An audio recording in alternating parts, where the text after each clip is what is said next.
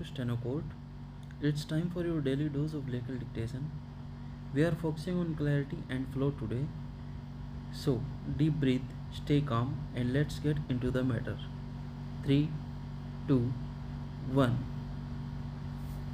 Start from the material's own record. It is evident that the appellant or plaintiff had a genuine claim which was considered in great detail by the trial court and supported by oral and documentary evidence. Stop. The High Court has not adverted to any of the factual details or claim of the plaintiff except reversing the judgment and decree of the trial court on the principle of estoppel. Stop.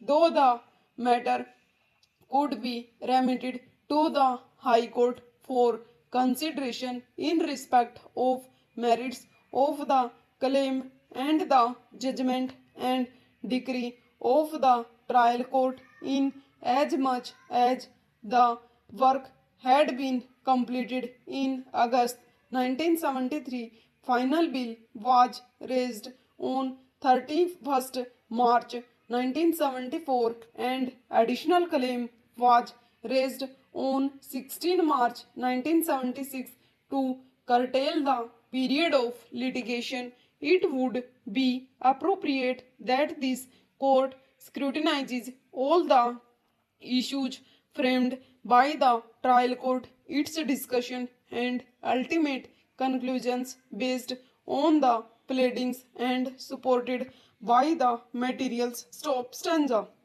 Issue number 15 in the trial court judgment related to estoppel, which has been decided in favor of the plaintiff. Stop. In respect of other issues relating to execution of extra work, the trial court based its findings on the materials placed, accepted certain items in toto and rejected certain claims and ultimately rightly granted a decree for a sum of rupees 2 lakhs with proportionate costs and interest at the rate of 6% per annum from the date of the suit till realization, and the plaintiff is entitled to the said amount. Stop.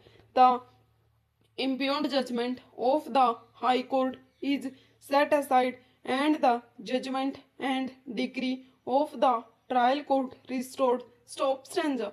The issue that falls for consideration in the present appeals is whether the appellant would be entitled for refund of the tax which was paid by him to the seller in view of the provisions of Section 44 of the Kerala General Sales Tax Act 1963. Stop.